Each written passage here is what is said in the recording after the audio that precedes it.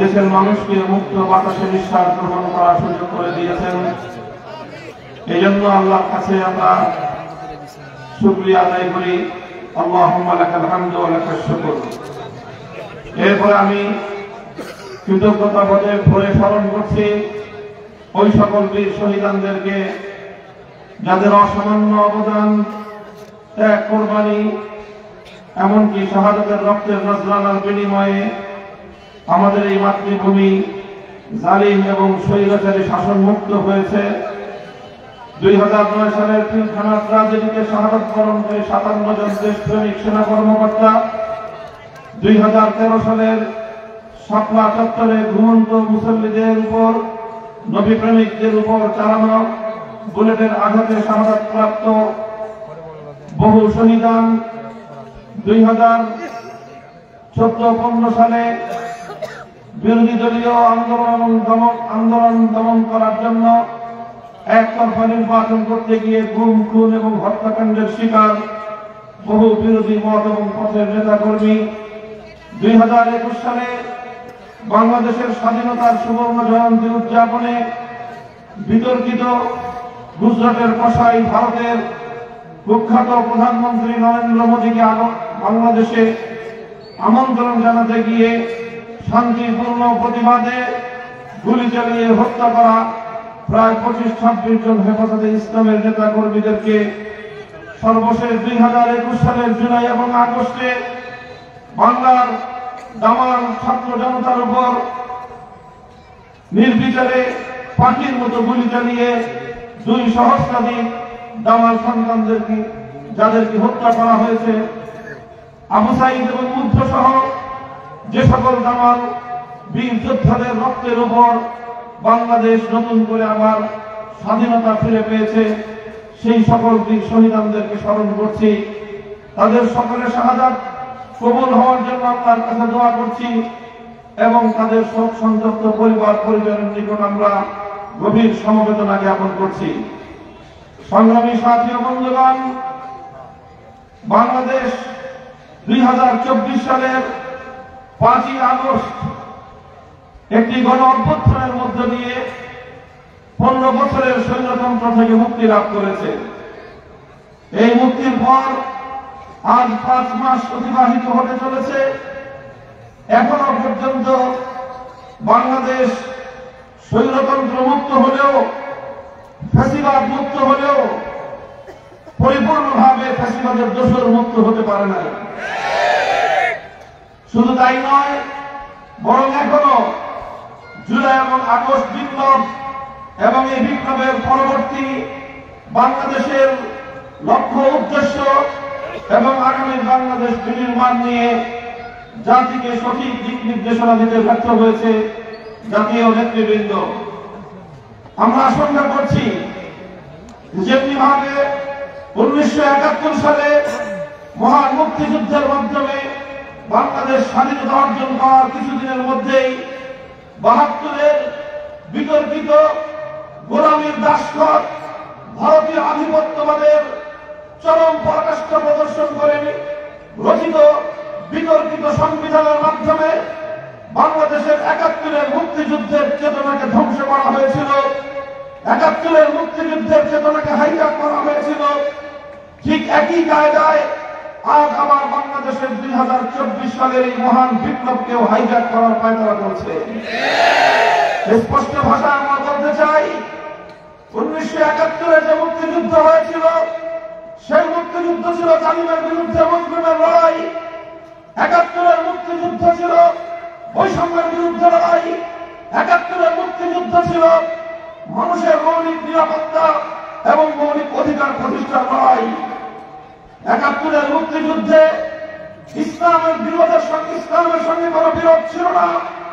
71-এর মুক্তিযুদ্ধে এদেশ থেকে ইসলাম এবং ইসলামী রাজনীতিকে নিষিদ্ধ করবার কোন দুরভিসন্ধেহ এবং কোন অপবিত্র কার্যকলাপ 71-এর মুক্তিযুদ্ধের মধ্যে ছিল না।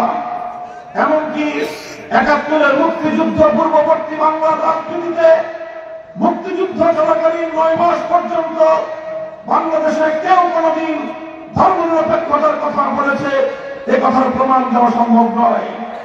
অথচ আমরা লক্ষ্য করলাম মুক্তিযুদ্ধের পর কয়েক মাসের ব্যবধানে বাংলাদেশে যে সংবিধান দেওয়া হলো, সেই সংবিধান বাংলাদেশের মানুষের হাজার বছরের ইচ্ছা এবং অভিপ্রায়ের বিরুদ্ধে বিশ্বাসঘাতকতার সংবিধান। ৭২-এর সংবিধানের মাধ্যমে এদেশের মানুষের হাজার বছরের চিন্তা এবং চেতনাকে পুনরুজ্জীবিত করা হয়েছে। তাই আর ২০২৪ সালের প্রয়োজন হয়েছে ৭১-এর মুক্তিযুদ্ধের পর ৭২-এর বিতর্কিত সংবিধান তৈরির কারণেই বাংলাদেশে হাসিনার ফ্যাসিবাদ তৈরি হয়েছে। ৭২-এর বিতর্কিত সংবিধানের কারণেই বাংলাদেশে দীর্ঘ ৫০ বছর যাবৎ ইসলাম এবং ইসলামপন্থীদেরকে দমন করবার ষড়যন্ত্র চালানো হয়েছে। তাৎক্ষণিক ভাষায় বলতে চাই, আগস্ট বিপ্লবের পরে এই বাংলা মাটিতে ৭২-এর মুজিবীয় সংবিধান চলতে পারে না, চলতে পারে না।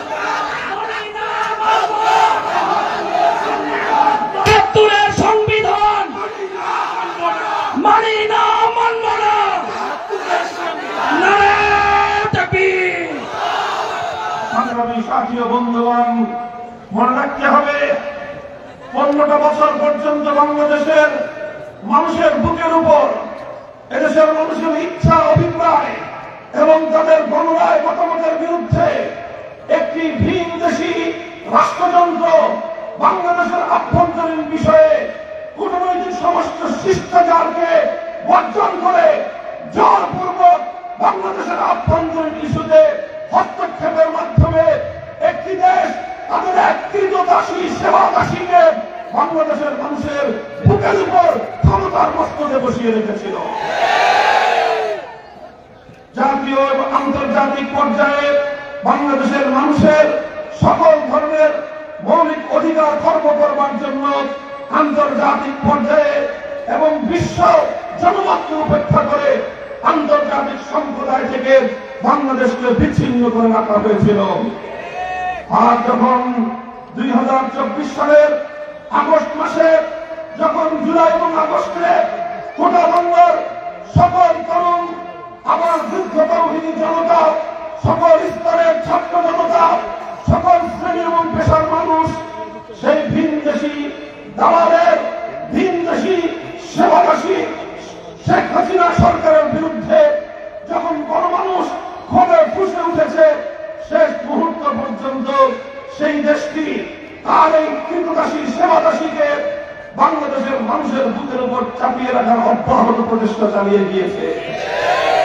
কিন্তু প্রমাণ হয়েছে, কোন একটি জাতি যখন ঐক্যবদ্ধ হয়ে যায়, আধিপত্যবাদী শক্তি জোর করে তাদেরকে দাবায় রাখতে পারে না। ৭১-ও পারে নাই। ২০২৪ সালে এদেশের মানুষ যখন ঐক্যবদ্ধ হয়েছে, ফ্যাসিবাদী ভিনদেশী শক্তি পরাভূত হয়েছে। আমাদেরকে মনে রাখতে হবে, বাংলাদেশ আজ ২ ভাগে বিভক্ত। খুব ভালো করে মনে রাখতে হবে, বাংলাদেশ আজ ২ ভাগে বিভক্ত। একটা ভাগ হলো যারা ভিনদেশী এজেন্ডা বাস্তবায়ন করবার জন্য, বিদেশি শক্তির আধিপত্য প্রতিষ্ঠার জন্য ভিনদেশী কৃতদাস এবং দালাল হিসেবে বাংলাদেশের অভ্যন্তরে ভূমিকা পালন করে।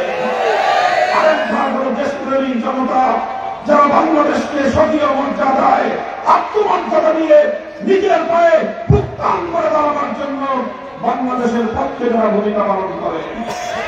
কাজেই এই ২ পক্ষের লড়াইয়ে আমাদের বাংলাদেশের দেশপ্রেমিক শক্তিকে বিজয়ী হতে হবে, দেশপ্রেমিক শক্তিকে বিজয়ী করতে হবে এবং ভিনদেশী কৃতদাস শক্তিকে বাংলাদেশের রাজনীতিতে পুনর্বাসিত হতে দেওয়া যাবে না। বিগত ৫০ বছর আগে যখন ১৯৭৫ সালের ১৫ই আগস্টের শেখ মুজিবুর রহমান সাহেবের পরিবার সহ তার হত্যাকাণ্ড ঘটিত হয়, সেই হত্যাকাণ্ডের পরে কেন হয়েছিল?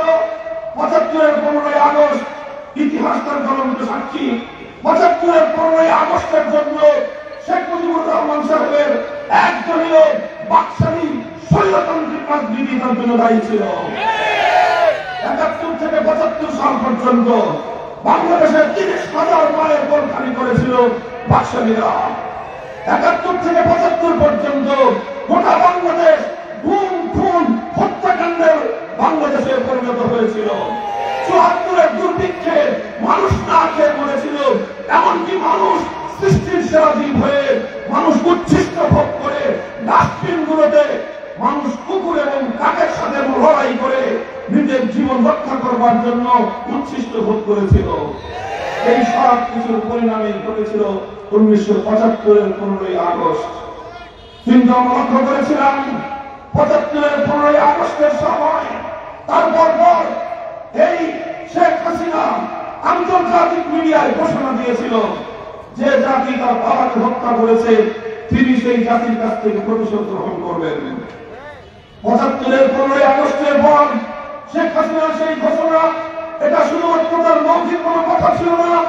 পরবর্তী শেখ হাসিনার ৫০ বছরের রাজনীতি পর্যবেক্ষণ করলে বোঝা যায় ৫০ বছর যাবৎ শেখ হাসিনা বাংলাদেশের মানুষের কাছ থেকে প্রতিশোধ গ্রহণ করবার রাজনীতি করেছে।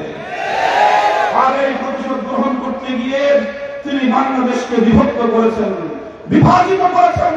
বিভাজনের রাজনীতি ছিল শেখ হাসিনার রাজনীতির মূল হাতিয়ার। মানুষকে ত্যাগ দিয়ে যাকে তাকে যখন তখন রাজাকার স্বাধীনতা বিরোধী আখ্যা দিয়ে বাংলাদেশকে সে তার বাবার তালুকে পরিণত করেছিল। আওয়ামী লীগকে বানিয়েছিল মুক্তিযোদ্ধা তৈরি করবার একটা অটোমেটিক মেশিন। সেই মেশিনের এক মাথা দিয়ে ঢুকে আরেক মাথা দিয়ে ঢুকলেও বের হলেও ৭১-এর যে কোনো রাজাকার আপনা আপনি ভাবে মুক্তিযুদ্ধে পরিণত হতো। চ্যালেঞ্জ করে বলতে পারি, তার আমলে যত মানুষকে মুক্তিযুদ্ধের সনদ দেওয়া হয়েছে যদি যাচাই করা হয় এর অর্ধেক রাজাকার বের হবে। এভাবেই জাতিকে বিভক্ত করে বাংলাদেশকে বিভাজিত করে বাংলাদেশের অগ্রযাত্রাকে রুখে দেওয়াই ছিল তার রাজনীতির মূল হাতিয়ার। আমরা দেখেছি তার আরেকটা হাতিয়ার ছিল বাংলাদেশকে একটি ভারতের সুস্পষ্টভাবে নাম নিয়ে বলতে চাই, বাংলাদেশকে ভারতের করণ কার্যে পরিণত করা, এটা ছিল তার রাজনীতির মূল লক্ষ্য। ২০২৪ সালের জুলাই আগস্টের বিপ্লব তারা সকল ষড়যন্ত্রকে নস্যাৎ করে দিয়েছে। জুলাই আগস্টে ৪ কোটি ছাত্র জনতা যখন তাদের অধিকার আদায়ের জন্য তারা মাঠে নেমেছিল, তারা চেয়েছিল ন্যায্য অধিকার। ন্যায্য অধিকার চাইতে যাওয়ার পর যখনই সরকার, তৎকালীন সরকারের তাদের মনোভূত হয়নি আন্দোলন, দাবি মনোভূত হয়নি, সঙ্গে সঙ্গে শেখ হাসিনা তার স্বাভাবিক অভ্যাস অনুযায়ী এদেশের ৪ কোটি ছাত্র জনতাকে রাজাকারের বাচ্চা বলে গালি দিয়েছিল। এদেশের ছাত্র জনতা এবার শেখ হাসিনার সেই ত্যাগ দেওয়ার, মানুষকে খারাপ অবিদায় বিভূষিত করবার ষড়যন্ত্রকে রুখে দাঁড়িয়ে বাংলাদেশের প্রতিটি শিক্ষাঙ্গন থেকে, প্রতিটি বিশ্ববিদ্যালয়ের ক্যাম্পাস থেকে ৪ কোটি ছাত্র জনতা একসঙ্গে গৌরবদীপ্ত স্লোগানে গোটা বাংলাদেশ প্রকম্পিত করে তুলেছিল, তুমি কে আমি কে, তুমি কে আমি কে। এইভাবে শেখ হাসিনা দীর্ঘদিনের ত্যাগ দেওয়ার রাজনীতি মাঠে মারা খেয়েছিল এবং সেদিনই শেখ হাসিনার বাংলাদেশ থেকে তার ক্ষমতার মরণ ঘটেছিল, পতন ঘণ্টা বেজে গিয়েছিল। এরপরে শেখ হাসিনা বিগত বছরের পর বছর ধরে তার ছাত্রলীগ এবং যুবলীগের ক্যাডারদেরকে হাতুড়ি লীগ আর হেলমেট লীগে পরিণত করে বাংলাদেশের প্রতিটি ভিন্ন মতাবলম্বী রাজনৈতিক আদর্শকে বেশি শক্তির মোকাবেলার মাধ্যমে দমন করার পায়তারা চালিয়েছে। বাংলাদেশের কোথাও কোন জায়গায় কোন একটি ইসলামী সংগঠন, কোন একটি ইসলামপন্থী দল 15 বছরে নির্বিঘ্নে কোন একটি রাজনৈতিক কর্মসূচি পালন করতে পারে না। কোথাও একটি মিছিল করা যায় নাই, একটি সমাবেশ করা যায় নাই।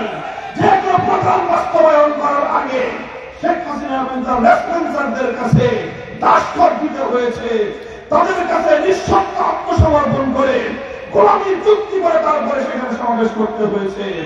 বাংলাদেশে 15 বছর যাবৎ মানুষের কোনো মৌলিক অধিকার বলতে কিছুই ছিল না। সংগ্রামী সাথী ও বন্ধুগণ, আলহামদুলিল্লাহ আল্লাহর অপার কৃপায় 2000 আমার সন্তানের রক্তের বিনিময়ে শেষ পর্যন্ত শেখ হাসিনাকে বাংলাদেশ ছাড়তে বাধ্য হতে হয়েছে। শেখ হাসিনা যেই প্রতিশোধের রাজনীতি শুরু করেছিল, আমি বলি শুধু বাংলাদেশ থেকে নয়, স্বয়ং আওয়ামী লীগের কাছ থেকেও সে প্রতিশোধ গ্রহণ করেছে।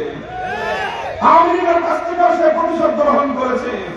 কারণ সে বহু আগেই বলেছিল, আওয়ামী লীগের বিরুদ্ধে সে ক্ষোভ প্রকাশ করে বলেছিল 15ই আগস্ট 75 সাল ধানমন্ডির 32 নম্বরে তার বাবাকে হত্যা করে ফেলে রাখা হয়েছিল। তার লাশ 2 দিন পর্যন্ত লাশ পড়েছিল। এত বড় আওয়ামী লীগের সংগঠন, 1000 লক্ষ লক্ষ কর্মী, কেউ তো এগিয়ে আসে নাই অন্তত 32 নম্বরে সেই তার বাবার বিরুদ্ধে লাশটাকে সেখান থেকে নিয়ে সম্মানজনকভাবে দাফন করার জন্য। সেই দিন থেকে শেখ হাসিনা এই আওয়ামী লীগের বিরুদ্ধে প্রতিশোধ গ্রহণ করবার জন্য সে প্রস্তুতি গ্রহণ করেছে। 75-এ শেখ মুজিবুর রহমান সাহেবকে হত্যা করার পর আওয়ামী লীগই ক্ষমতা দখল করেছিল এবং আওয়ামী লীগের নেতারাই শেখ মুজিবকে হত্যা করে তারা ক্ষমতার মস্তর তারা আসীন হয়েছিল। এই জন্য আওয়ামী লীগের মধ্যে যদি কোনো বুদ্ধিমান ঠান্ডা মাথার মানুষ থাকেন, কথাগুলো সুচিন্তিত ভাবে বিশ্লেষণ করবেন যে শেখ হাসিনা শুধু বাংলাদেশের জনগণের কাছ থেকে, দেশের কাছ থেকে প্রতিশোধ গ্রহণ করেনি, প্রতিশোধ গ্রহণ করেছে সবচেয়ে বেশি আওয়ামী লীগের কাছ থেকে। সে এমন অবস্থা তৈরি করে দিয়ে গেছে, আগামী 50 বছর যেন কেউ বাংলাদেশে আওয়ামী লীগের নাম মরিতে লজ্জাবোধ করে। এদেশে এমন নিকৃষ্ট দৃষ্টান্ত শেখ হাসিনা উপস্থাপন করে গেছে আওয়ামী লীগের সভানেত্রীর আসনে বসে, যে আগামী 50 বছর আওয়ামী লীগের নাম নেওয়া বাংলাদেশের মানুষের জন্য লজ্জার বিষয় হবে। বাংলাদেশে আমরা অনেক নেতার পতন দেখেছি, অনেক রাজনৈতিক দলের ক্ষমতা ছাড়তে দেখেছি। 1990 সালে গণ অভ্যুত্থানের সামনে তৎকালীন প্রেসিডেন্ট হোসেন মোহাম্মদ এরশাদ সাহেব পদত্যাগ করেছেন। তিনি পদত্যাগ করার পর তিনি তার শাসন করে কারারুদ্ধ হয়েছেন, বছরের পর বছর জেলখানার ঘানি কেড়েছেন, কিন্তু দলীয় নেতা কর্মীদেরকে জাতির সঙ্গে লজ্জিত করে তিনি কাপুরুষের মতো পালিয়ে যান না। 1996 সালে, 2006 সালে বেগম খালেদা জিয়া আন্দোলনের সঙ্গে ক্ষমতা ছাড়তে বাধ্য হয়েছেন।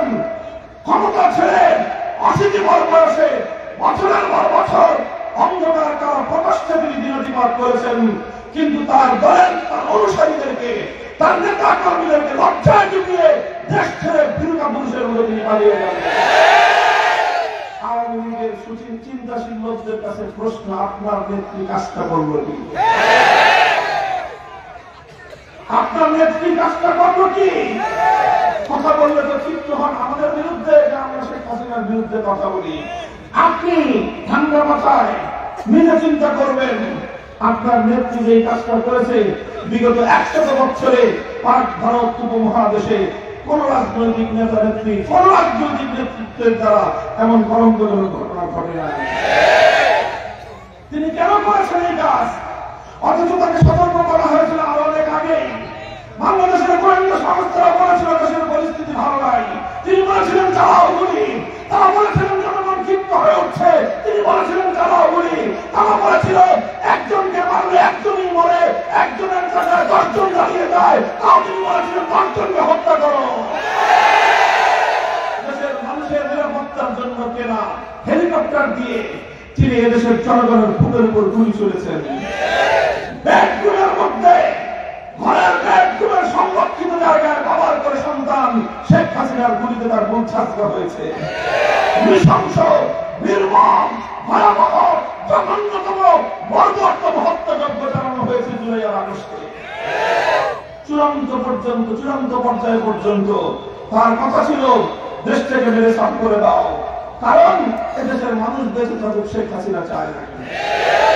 এরপরে যখন দেখলো যে আর মানুষকে মারছে না, দেশপ্রেমিক সেনাবাহিনী শেখ হাসিনার কমান ফলো করছে না, পরিষ্কার জানিয়ে দিয়েছে তোমার ক্ষমতার বস্তুদের পাহারাদারি করবার জন্য আমরা আমার দেশের আর একটি নাগরিকের বুকের গুলি ছুটতে পারবো না।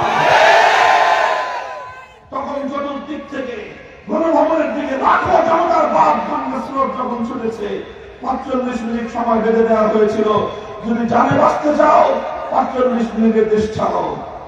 গণভবনে 12 পদের খানা রান্না করে দুপুরের লাঞ্চের আয়োজন ছিল না।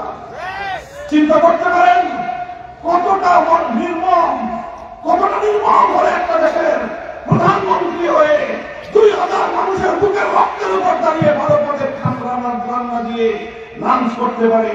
কতটা বিকৃত রুচি হলে, কতটা নির্মম করে একজন মানুষের পক্ষে কাজ করা সম্ভব। যখন তাকে পালিয়ে যেতে বলা হলো, সমস্ত মিডিয়া গণমাধ্যমে এসেছে, সচিত্র প্রতিবেদন এসেছে, পালানোর সময় 14টা সুটকেস ভরে নিয়ে গেছে, 14টা লাগেজ নিয়ে গেছে শুধু তার বোনকে।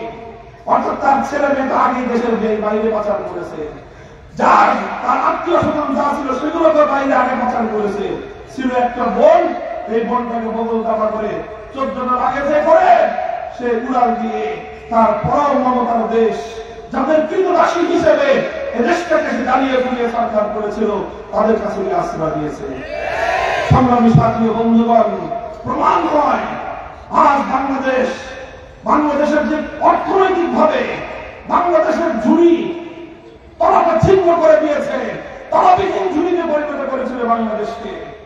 আমি আশ্চর্য হই যে একটা বিধবা নারী, তার এত টাকা দেওয়ার কি দরকার? হাজার হাজার কোটি টাকা বাংলাদেশ থেকে পাচার করেছে, এত টাকা তো তার দরকার নাই। বিধবা একটা নারী, তার জীবনের শেষ প্রান্তে উপনীত, সে কেন এত টাকা চুরি করলো? মেগা প্রকল্পের নামে, মেগা প্রজেক্টের নামে মেগা দুর্নীতি করেছে। পরে আমার বুঝে এসেছে আসলে টাকা চুরি করার জন্য দুর্নীতি করে নাই, দুর্নীতি করেছে বাংলাদেশকে ধ্বংস করার জন্য। বিশ্ব দরবারে অর্থনৈতিক মাথা উঁচু করে দাঁড়াতে না পারে এই জন্য। আর মেগা প্রজেক্ট যেগুলো করেছে, এগুলো করেছে মানুষকে ধোঁকা দিয়ে মেগা দুর্নীতি করবার জন্য। সংগ্রামী সাথী ও বন্ধুগণ, এই কথাগুলো শুধু এজন্য বললাম যে সেই পতিত পরাজিত বিন্দাসী ফ্যাসিবাদী শক্তিকে রাজনীতিতে পুনর্বাসিত করবার জন্য বাংলাদেশের কিছু রাজনৈতিক দল তারা রাজনীতির নামে ভণ্ডামি করবার চেষ্টা করছে। দেশপ্রেমিক আগস্টের বিপ্লবীরা সমস্ত মুনাফিয়ার ভণ্ডামি রুখে দাঁড়াবে।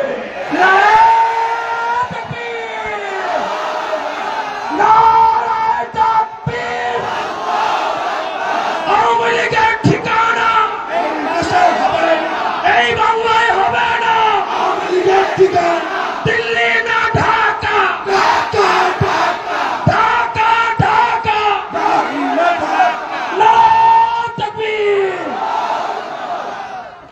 আর অত্যন্ত পরিতাপের বিষয়, অব্যাহত ভাবে বিগত 15 বছর পার্শ্ববর্তী বন্ধু রাষ্ট্রের দাবিদার ভারত বাংলাদেশের 20 কোটি জনতাকে উপেক্ষা করে, বাংলাদেশের জনগণের সঙ্গে সম্পর্ক না করে শুধুমাত্র তার সেবাদাসী আর কৃতদাসীর ক্ষমতাকে পাকাপোক্ত করার জন্য এদেশের মানুষের উপর অব্যাহত ভাবে এদেশের মানুষকে বঞ্চিত করে গিয়েছে। যখন তার সেবাদাসী ক্ষমতা থেকে উৎখাত হয়েছে, এখনো সে তার ভুল বুঝে না। ভারতকে আমরা বলি বাংলাদেশকে নিয়ে পরিবর্তন করো, তোমাকে যদি বাংলাদেশের সঙ্গে কূটনৈতিক সম্পর্ক রাখতে হয় বাংলাদেশকে তার প্রাপ্য মর্যাদা দিতে হবে। বাংলাদেশ তোমার কাছে হাঁটু গেলে তোমার সামনে নত জানো পররাষ্ট্রনীতি নিয়ে তোমার সঙ্গে সম্পর্ক রাখবে না। অন্তর্বর্তীকালীন সরকারকে বাংলাদেশের সমস্ত রাজনৈতিক দল, জাতি ধর্ম বর্ণ নির্বিশেষে, মুসলমান হিন্দু বৌদ্ধ খ্রিস্টান সকলেই বর্তমান সরকারকে আশ্বস্ত করেছে পার্শ্ববর্তী রাষ্ট্রের আগ্রাসী নীতির বিরুদ্ধে আত্মমর্যাদা সম্পন্ন তোমার মাথা উঁচু করা পররাষ্ট্রনীতি অবলম্বন করুন। আগরতলা বাংলাদেশের উপ হাই কমিশনে তোমরা হামলা চালাও, তোমরা আমাদের লাল সবুজের পতাকা পুড়িয়েছ, 20 কোটি মানুষের বুকের মধ্যে বিক্ষোভের আগুন জ্বালিয়েছ তোমরা। কাজেই বলি, আগেই তোমরা ভুটান থেকে লাঠি খেয়েছ, তারপরে তোমরা নেপাল হারিয়েছ, তারপরে তোমরা শ্রীলঙ্কা থেকে দাপরানি খেয়েছ। ছিল একমাত্র বাংলাদেশে তোমাদের সেবাদাসী, আজ বাংলাদেশে তোমার হাতছাড়া।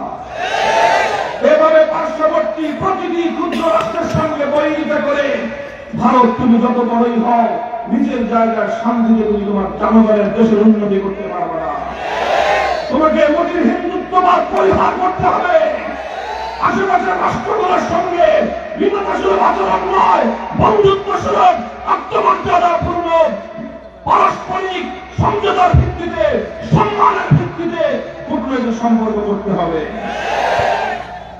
অথচ আজ আমরা দেখছি বাংলাদেশের আভ্যন্তরীণ বিভিন্ন বিষয়ে তাদের পক্ষ থেকে অব্যাহত উস্কানি চলছে। ইসকনের মতো চরম উগ্রবাদী সংগঠনকে দিয়ে বাংলাদেশের সাম্প্রদায়িক দাঙ্গা তৈরি করবার পায়তারা চালানো হচ্ছে। আমাদের চট্টগ্রামের তরুণ আইনজীবী শহীদ সাইফুল ইসলাম আলিফকে নির্মমভাবে দিনে দুপুরে আদালত করে জবাই করে হত্যা করেছে। কিন্তু বাংলাদেশের তৌহিদি জনতা শান্ত থেকেছে, নীরব থেকেছে, উস্কানিতে পা দিয়ে বাংলাদেশের কোন সংখ্যালঘুর জীবনকে বিপন্ন হতে দেয়নি। বাংলাদেশ সাম্প্রদায়িক বাংলাদেশ, সম্প্রীতির বাংলাদেশ, উদারনীতির বাংলাদেশ। এই উদারনীতি আমরা অব্যাহত রাখবো ইনশাআল্লাহ।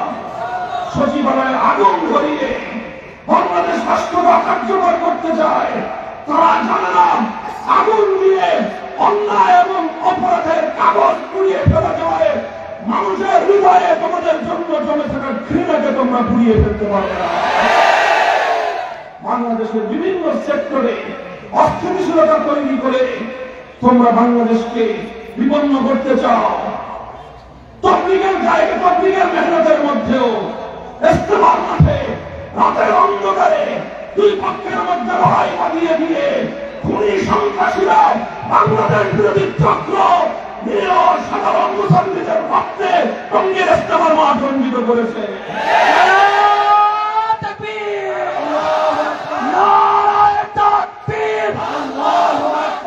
আওয়ামী লীগের ঠিকানা এই বাংলায় হবে না, দিল্লি না ঢাকা, ঢাকা ঢাকা না তাকবীর। সংগ্রামী সাথী ও বন্ধুগণ, তাই আজ সময় এসেছে, দেশের বিরুদ্ধে অব্যাহত ষড়যন্ত্র চালু রয়েছে প্রশাসনের মধ্যে। 15 বছরের শেখ হাসিনার সেটআপ আমরা মনে করি ষড়যন্ত্রের যে জাল সে বুনে গিয়েছে বাংলাদেশ জুড়ে। এখন অন্তর্বর্তীকালীন সরকার ফাঁসিবাদের সে জাল ছিন্ন করতে পারে নাই। সচিবালয়ের অগ্নিকাণ্ড তার উত্তম দৃষ্টান্ত এবং তার প্রমাণ। তাই আমরা আহ্বান জানাতে চাই, আপনারা দেশকে সামনের দিকে এগিয়ে যাওয়ার জন্য শেখ হাসিনা এবং তার ফাঁসিবাদের মাধ্যমে দেশের রাষ্ট্রীয় যে প্রতিষ্ঠানগুলোকে ধ্বংস করা হয়েছে সেগুলোকে মেরামত করার দিকে পূর্ণ মনোনিবেশ করুন। আবারও বলছি, বর্তমান অন্তর্বর্তীকালীন সরকারের হাতে অফুরন্ত সময় নেই। তাদেরকে একটি নির্দিষ্ট মেয়াদের জন্য বাংলাদেশের মানুষ ক্ষমতার মসনদে বসিয়েছে। মানুষ তাদেরকে পাহারা দিচ্ছে, সমর্থন দিচ্ছে। প্রতিটি কর্মকাণ্ডে মানুষের অকুণ্ঠ সমর্থন আপনারা পাচ্ছেন। এই অকুণ্ঠ সমর্থন থাকতে থাকতে দেশকে পুনর্গঠন করবার প্রয়োজনীয় সংস্কার কার্যক্রমগুলো পরিচালনা করুন। নির্বাচন ব্যবস্থা পুনর্গঠন করুন। সংবিধান থেকে কোরআন সুন্নাহ বিরোধী যে কোনো আইন বাতিল করবার ধারা সংযুক্ত করুন। এদেশের ধর্মপ্রাণ মুসলমানদের দীর্ঘ 1 শতাব্দীর বঞ্চনা দূর করবার ব্যবস্থা করুন। তাদের হৃদয়ের ক্ষোভের আগুন প্রশমিত করুন। এভাবে সকল রাজনৈতিক দলগুলোকে আস্থায় নিয়ে আপনারা যুক্তিপূর্ণ সময়ের মধ্যে সংস্কার করে নির্বাচনী রোডম্যাপ ঘোষণা করে বাংলাদেশের মানুষের জনগণের ইচ্ছা এবং অভিপ্রায় অনুযায়ী নির্বাচন ব্যবস্থার দিকে দেশকে পরিচালিত করুন। সংগ্রামী সাথী ও বন্ধুগণ, সেই সাথে বাংলাদেশের ফ্যাসিবাদ বিরোধী আন্দোলনের সকল পক্ষকে আমরা উদাত্ত আহ্বান জানিয়ে বলতে চাই, নাম উল্লেখ করে বলতে চাই, বাংলাদেশের সর্ববৃহৎ রাজনৈতিক দল জাতীয়তাবাদী দল বিএনপি, জামায়াতে ইসলামী বাংলাদেশ, ইসলামী আন্দোলন বাংলাদেশ, খেলাফত মজলিস, জমিয়ত উলামায়ে ইসলাম, এনডিপি, নাগরিক মঞ্চ, গণতন্ত্র মঞ্চ, গণ অধিকার পরিষদ সহ যারা বিগত সময়ে ফ্যাসিবাদের মোকাবেলার রাজপথে ভূমিকা পালন করেছেন, বৈষম্য বিরোধী ছাত্র আন্দোলনের নেতৃবৃন্দ যে শান্তিপূর্ণভাবে কার্যক্রম করা সম্পন্ন করেছে, তাদেরকে সম্মান জানিয়ে সমীহ করে তাদের পরিকল্পনা এবং তাদের যে কার্যক্রমকে সমর্থন জানিয়ে একটি ঐক্যবদ্ধ বাংলাদেশ গড়ে তুলুন। নিজেদের বিভেদের কারণে, আবার বলছি, পারস্পরিক বিভেদের সময় এখনো আসেনি। বিশেষ করে বিএনপি এবং জামায়াতে ইসলামীকে বলতে চাই, আপনারা যদি এখনই পারস্পরিক বিভেদ মাঠে ময়দানে ছড়িয়ে দেন, আপনাদের বিভেদের সুযোগ নিয়ে ফ্যাসিবাদী সেই স্বৈরাচারী রাজনৈতিক শক্তি আবার বাংলাদেশে পুনর্বাসিত হওয়ার সুযোগ পাবে। সেটা হবে বিগত 15 বছর ধরে বিএনপি এবং জামায়াতে ইসলামী যে সকল নেতা কর্মীরা রক্ত দিয়েছে, জীবন দিয়েছে, তাদের সঙ্গে আপনারা গাদ্দারি করবেন না।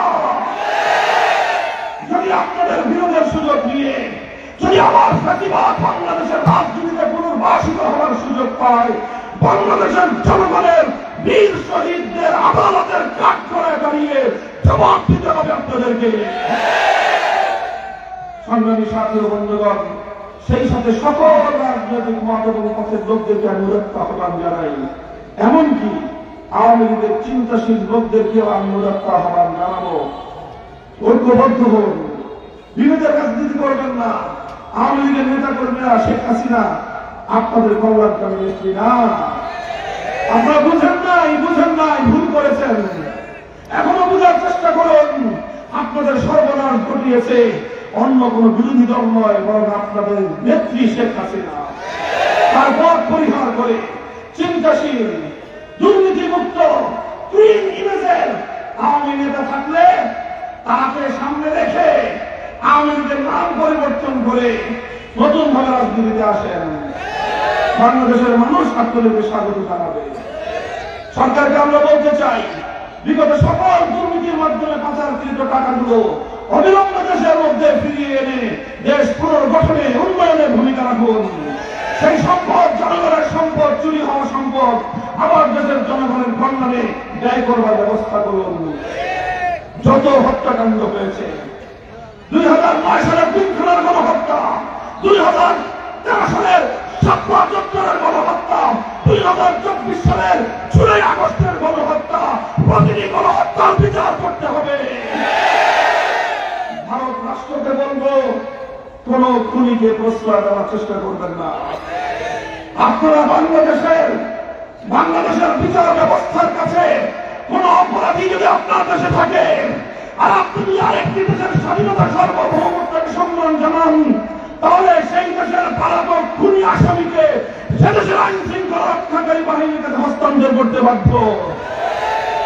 যদি আপনারা সেটা না করেন, তাহলে আপনারা বাংলাদেশের সঙ্গে সম্পর্ক ছিন্নকারী দেশ হিসেবে আপনারা প্রমাণিত হবেন। সংগ্রামী সাথী ও বন্ধুগণ, সর্বশেষ আমাদের উদাত্ত আহ্বান, দেশকে পুনর্গঠনে, জাতির উন্নয়নে মনে রাখতে হবে। অনেক তন্ত্র দেখেছি, অনেক দলীয় শাসন দেখেছি, অনেক নেতা নেত্রীর আইন এবং শাসন দেখেছি, কিন্তু সেই ব্রিটিশ আমল থেকে অব্যাহত চেষ্টা যেটার জন্য চলছিল, এদেশে ইসলামী হুকুমত কায়েম, আজও পর্যন্ত আমরা ইসলামের বাংলাদেশ দেখি নাই। আমরা একবার সবুজ বাংলাদেশ দেখেছি, একবার নতুন বাংলাদেশ দেখেছি, একবার ডিজিটাল বাংলাদেশ দেখেছি। অনেক বাংলাদেশ দেখার পর এদেশের মানুষের এখন প্রয়োজন ইসলামের বাংলাদেশ দেখা।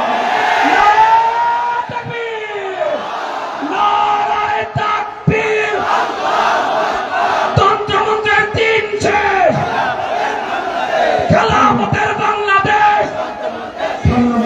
বন্ধুগণ, মাগুরা জেলাবাসী, আপনাদের প্রতি আমার অনুরোধ আহ্বান, বাংলাদেশ খেলাফত মজলিস আপনাদেরকে আহ্বান জানায়, আসুন রাজনীতি শিক্ষা প্রতিষ্ঠান বাংলাদেশ খেলাফত মজলিসের সামিল হয়ে বাংলাদেশ পুনর্গঠনে, বাংলাদেশকে একটি উন্নত একটি রাষ্ট্রে পরিণত করবার জন্য, আল্লাহর খেলাফত কায়েমের মাধ্যমে বৈষম্যহীন একটি সমাজ গড়বার জন্য আমাদের হাতে হাত রাখুন। আমরা অন্য সকল মত এবং পথের লোকদের সঙ্গে সমন্বয় করে একটি সুন্দর আগামীর বাংলাদেশ গড়ে তুলতে চাই। আপনার বাংলাদেশ খেলাফত মজলিস এবং তার সহযোগী সংগঠনগুলোর পতাকা ধরে সংঘবদ্ধ হয়ে আমাদের সংগ্রামকে সামনে এগিয়ে নেওয়ার জন্য প্রস্তুত থাকবেন তো ইনশাআল্লাহ। আল্লাহ পাক কবুল করুন। আবারও বাংলাদেশ খেলাফত মজলিস মাগুরা জেলা শাখার নেতৃবৃন্দকে ধন্যবাদ জানিয়ে বক্তব্য শেষ করলাম। ওয়া আখিরু দাওয়ানা আলহামদুলিল্লাহি রাব্বিল আলামিন। আসসালামু আলাইকুম ওয়া রাহমাতুল্লাহ।